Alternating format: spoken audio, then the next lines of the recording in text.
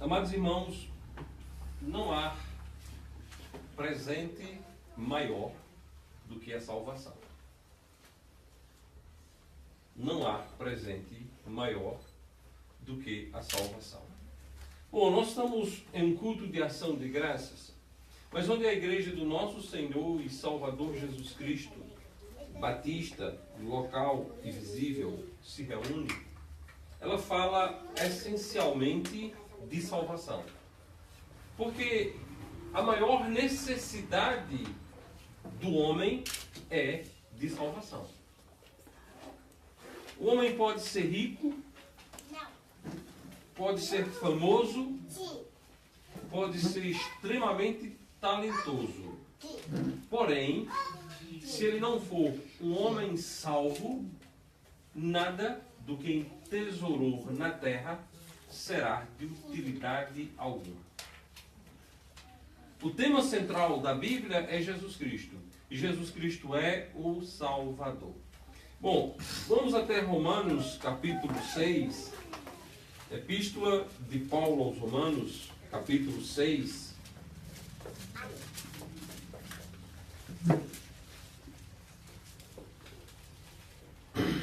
Assim está escrito no versículo 23, porque o salário do pecado é a morte, mas o dom gratuito de Deus é a vida eterna em Cristo Jesus, nosso Senhor. Amém? Amém. Meus amados irmãos, nós estamos falando aqui hoje à noite de um presente que foi adquirido não com prata ou ouro, ou com qualquer outro elemento de valia aqui na terra. Nós estamos falando de um presente que foi comprado com algo que na terra não tem. Nós estamos falando de um presente que foi adquirido com o sangue de Cristo, que veio do céu, sendo ele o verdadeiro Deus e a vida eterna, e se ofereceu numa maldita cruz para salvar todo aquele que crê. A palavra de Deus é enfática a dizer: mas o dom gratuito de Deus é a vida eterna por Cristo Jesus, nosso Senhor. Dom é um favor não merecido. É um presente. É um presente. E não há maior presente do que ser presenteado com a salvação. Bom, para que eu fale sobre salvação, para que eu desperte as pessoas em direção à salvação, a este presente magnífico, é necessário que haja um examinar-se de si mesmo, para que você saiba de que lado você está. Se você já recebeu esse presente, ou se você nunca deu a mínima importância a este presente. O nosso versículo, ele é composto de dois extremos. No primeiro extremo está a condenação. No segundo extremo, a salvação. Ele começa dizendo que o salário do pecado é a morte, é a condenação. E ele termina de forma magnífica e gloriosa dizendo que o presente de Deus é a vida eterna. Agora, esse presente de Deus, ele está em Jesus Cristo. Então, a pergunta que não cala é: meu amigo, minha amiga, se você morresse agora, para onde iria a sua alma? Ou melhor ainda, para alinharmos com a condição bíblica proposta no Evangelho de João, capítulo 3, versículo 33, quando diz: a ira de Deus sobre ele permanece. Para onde está indo a sua alma? Para um lugar de tormento ou para um lugar de gozo? Você está na fila dos que foram presenteados, ou você deu as costas à fila do presente? O Senhor e Salvador Jesus Cristo ama-nos E a morte dele na cruz é uma prova deste amor que ele tem para conosco. Deus diz que prova o seu amor para conosco em que Cristo Jesus morreu por nós quando éramos nós ainda pecadores. Cristo, meus irmãos e meus amigos, não morreu por nós por causa da nossa bondade. Pelo contrário, ele morreu por nós por causa da nossa impiedade, o justo pelos ímpios. Bom, e nós não estamos propondo aqui uma reflexão religiosa. Longe de nós a religiosidade. A religiosidade é a arapuca do diabo. A religião, ela tem prendido as pessoas debaixo de dogmas e preceitos que as deixa sem nenhuma esperança. Porque a religião é um instrumento escravizador. E não esqueça que os principais algozes de Jesus foram os religiosos.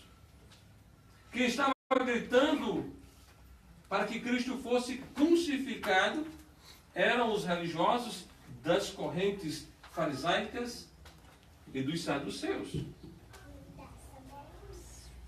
que têm dado as características de toda aquela religião que se diz cristã, e não é do Evangelho. O Evangelho, meus irmãos, meus amigos, não é um sistema. O Evangelho é uma pessoa. Sabe, há uma celeuma muito grande porque as pessoas estão atreladas a sistemas. E sistema algum esteve na cruz. Sistema algum esteve na cruz. E se fora para a cruz qualquer sistema, não era suficiente. Porque Salvador só existe um. E tem nome e endereço. O nome do Salvador é Jesus Cristo. E o endereço dele é no céu. Amém. Amém.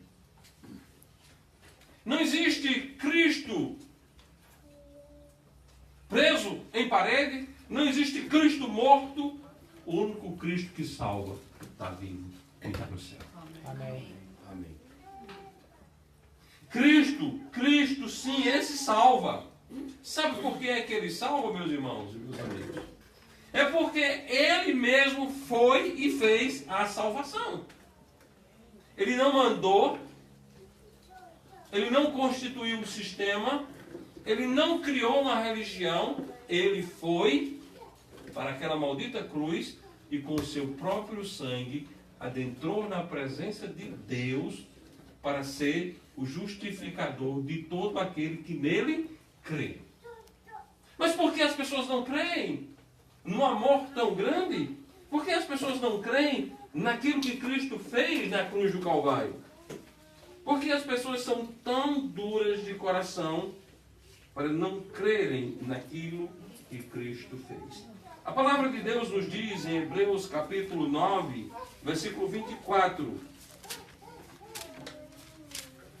Porque Cristo não entrou num santuário feito por mãos, figura do verdadeiro, porém no mesmo céu, para agora comparecer por nós perante a face de Deus. Cristo, meus irmãos, meus amigos, agora neste exato momento está na face de Deus, intercedendo por nós. Bom, e ele não está intercedendo dizendo, olha, pai, olha o John Lennon é uma pessoa tão boa. Olha o Inácio Maurício, não faz mal a ninguém. Não, ele não intercede. Ele diz, eu sei que Lennon é culpado. Eu sei que Inácio Maurício é culpado. Eu sei que Anísio é culpado. Mas eu carreguei os pecados dele naquela maldita cruz. Amém. Essa é a diferença. Essa é a grande diferença. A diferença do Evangelho para as outras coisas é exatamente isso. Que Cristo fez. Que Cristo fez. O religioso manda você fazer. Mas Cristo fez. Ele entrou no santo lugar e ele comparece perante a face de Deus por nós. No verso 25 de Hebreus 9 diz: nem também para si mesmo se oferecer muitas vezes. Como o sumo sacerdote, cada ano entra no santuário com sangue alheio. Lá no judaísmo, todo ano o sumo sacerdote entrava no santo lugar com sangue alheio. Não era com o sangue dele. E sabe vocês, para quem ou por quem primeiro o sacerdote oferecia o sacrifício? Por si mesmo, porque também ele era um pecador. Todos pecaram e destituídos estão da glória de Deus. Também o sumo sacerdote era um pecador. Porém, Cristo não. Cristo não precisou oferecer esse sacrifício por si mesmo. Sabe por quê?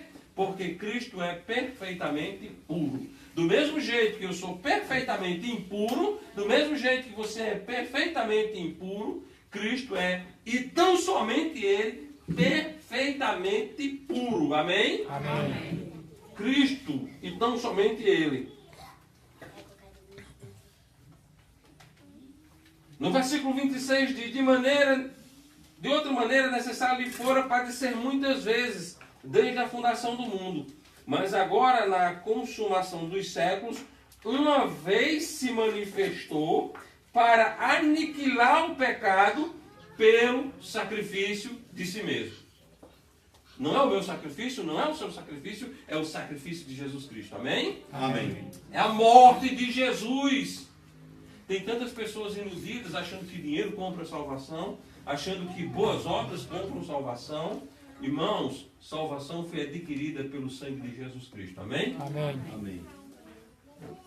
As outras coisas devem acompanhar a salvação, mas nunca pode salvar ninguém. A palavra de Deus diz que Ele aniquilou o pecado pelo sacrifício de si mesmo. Irmãos, eu amo a igreja do nosso Senhor e Salvador Jesus Cristo, aquela igreja que Ele iniciou lá em Cafarnaum da Galileia, separando dentre os seus discípulos 12, dentre os 12 um não era dele, e ali ele começou uma igreja e disse, edificarei a minha igreja e as portas do inferno não prevalecerão contra ela. Eu amo a igreja de Cristo, mas a igreja de Cristo não pode salvar você. A igreja de Cristo não pode oferecer salvação, porque se ela oferece salvação por meio dela, ela deixou de ser de Cristo e virou a igreja do diabo. A pregação do Evangelho mostra que somente Cristo é o Salvador. Ele, irmãos, é a causa da nossa redenção. Ele é a causa da nossa salvação. Amém. Ele foi para aquela cruz. Ele morreu naquela cruz para salvar todo aquele que crê. A palavra de Deus diz em Hebreus capítulo 12, versículo 2, olhando para Jesus, autor e consumador da fé, o qual pelo gozo que lhe estava proposto, suportou a cruz, desprezando a afronta, e assentou-se à destra do trono de Deus. Ele suportou a cruz. Ele suportou a cruz. E muitas vezes as pessoas não sabem o que é cruz. Na nossa cultura, na cultura brasileira, muitos que adoram cruz. Mas a cruz, irmãos, é a cadeia que matou meu Deus, meu Salvador. A cruz foi o instrumento condenatório onde Jesus foi crucificado. A palavra de Deus diz em Gálatas que Ele se fez maldição por nós. Sabe por que Cristo foi feito maldição por nós? Porque a Bíblia diz, maldito todo aquele que for dependurado no madeiro. Irmãos, eu estou falando da grande substituição que Cristo fez. Eu estou falando daquilo que Jesus Cristo fez, eu não estou falando daquilo que Ele fará. Eu estou falando no passado, no passado, no passado. Ele morreu na cruz para ser o seu Salvador. E por que você não é salvo? E por que você não é salvo? Outro dia, eu e meu irmão conversávamos com um amigo nosso da adolescência e idade jovem. E eu perguntei a ele, você tem certeza da sua salvação? Ele disse, rapaz, eu quero muito ir morar no céu. Eu disse, eu não estou perguntando se você quer ir morar no céu, eu estou perguntando se você tem certeza da sua salvação. Aí ele botou a mão na cabeça e disse, não, eu quero ir. Mas você tem certeza? Não tenho certeza. Meus irmãos, como é que Cristo morreu por você e você não tem certeza de salvação? Então eu olhei para ele e disse, meu amigo, quer dizer que Cristo falhou? Cristo morreu por você e você não é salvo? De quem é a culpa? Ele falhou, foi? Mas rapaz, será que Cristo falhou? Você não é salvador, você é salvo quando crê em Jesus. Se Cristo diz que é o Salvador, se a Bíblia diz que Cristo morreu para me salvar, e eu não sou uma pessoa salva, é porque Cristo falhou. Então, o conceito religioso é, irmão Socorro, dizer que Cristo mentiu. E sabe por que o conceito religioso, Jean, é dizer que Cristo mentiu? Porque lá no princípio, qual foi a proposta de Satanás? Dizer que Deus estava mentindo, que eles podiam comer livremente do fruto daquela árvore, que não iriam morrer, que pelo contrário iria se tornar igual a Deus. Então, a religião está lá, com pezão, no ensino diabólico. O Evangelho é completamente Cristo. Agora, quando se diz crer no Evangelho, não é crer em sistema não, pelo amor de Deus. Tem aí uma imensidão, sem número de preceitos e sistemas humanos que levam você, que lhe aliena e que lhe coloca numa situação de escravismo onde você não tem certeza da sua salvação. E esse predicado é exatamente a brecha para que você entenda que qualquer sistema que pregue que você, crendo em Jesus, não está salvo, uma vez salvo e salvo para sempre, que esse sistema está dizendo que Jesus Cristo é mentiroso. E a Bíblia diz que quem diz que Jesus Cristo é mentiroso é o anticristo. O anticristo. Irmãos, não confundamos Cristo com anticristo. Não confundamos Cristo com anticristo. O crente, quem crê em Jesus, tem a vida eterna.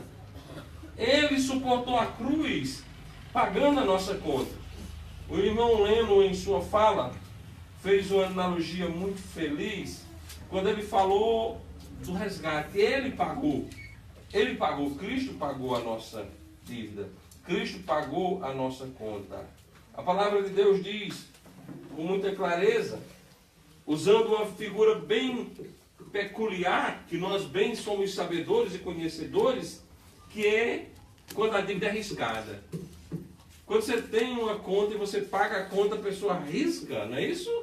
Então olha só o que a palavra de Deus diz em Colossenses capítulo 2, versículo 14.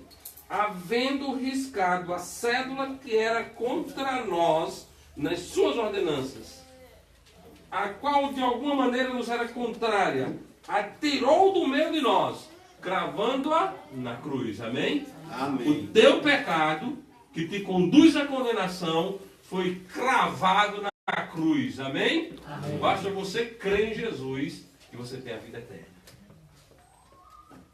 Basta que escute a voz da palavra de Deus e do Espírito Santo de Deus e arrependa-se de ainda não ter crido em Jesus. A dívida está paga. A dívida está paga, Jesus pagou. Não é a igreja X, não é a igreja Y e principalmente não é a igreja batista bíblica. A igreja batista bíblica não paga a conta de ninguém nesse sentido. Pode até pagar uma conta física, mas uma dessas aqui do pecado que leva para o inferno, jamais. Só quem pode pagar esse tipo de conta é Jesus. E ele já pagou. Ele já pagou. Ele já pagou. Agora, você tem crido nele como seu salvador pessoal? Você tem certeza da salvação? Ou você continua na dúvida? Se você continua na dúvida, você precisa hoje mesmo resolver essa situação. E como é que você pode resolver essa situação? Precisa levantar o braço? Não. Nós não trabalhamos com o braço para cima, o braço para baixo, não. Não precisa disso. Precisa você, com o seu coração, crer na pessoa de Jesus Cristo. E com a sua boca confessar que é uma pessoa salva por Cristo. Sou um miserável pecador, mereço a condenação, mas Jesus me amou. Mas Jesus morreu na cruz e Jesus me salvou. O Evangelho é isso. O Evangelho não tem gritaria, não tem cai-cai, não tem pede de dinheiro, não tem nada disso. Pode ler a Bíblia que você não encontra essas presepadas. Pode ler, eu desafio, leia a Bíblia. Você não encontra isso. Agora, se você quiser não ler a Bíblia, liga a televisão.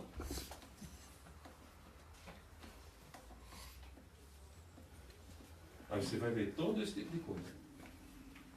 Pede dinheiro, pede não sei o quê, pede não sei o quê. Agora, certeza de salvação que é bom? Não vai ver nunca. Porque quem conhece Jesus é livre. Conhecereis a verdade e a verdade vos libertará. Aquele que o Filho liberta, o que acontece com ele? Verdadeiramente será livre. Amados irmãos, Cristo dá liberdade. Religião escraviza. Cristo liberta, religião escraviza. Então, hoje à noite, nós estamos dizendo a todos vocês que aqui estão, que existe um Salvador, que esse Salvador é Jesus Cristo, que esse Salvador é perfeito, que Ele fez uma perfeita obra de salvação, e que Ele comprou a sua salvação, e que se você crê nele, você tem a vida eterna. Se você não crê nele, o que é que acontece? Continua indo. Continua indo para a condenação. Bom, esta é a mensagem que Deus nos manda entregar quando Ele nos manda pregar o Evangelho. Não tem outro tipo de mensagem a ser entregue. Essa é a mensagem. Que Jesus Cristo lhe amou. Que Jesus Cristo deu a vida dele por você. E que você deve, arrependido, crer nele como seu único e todo suficiente Salvador.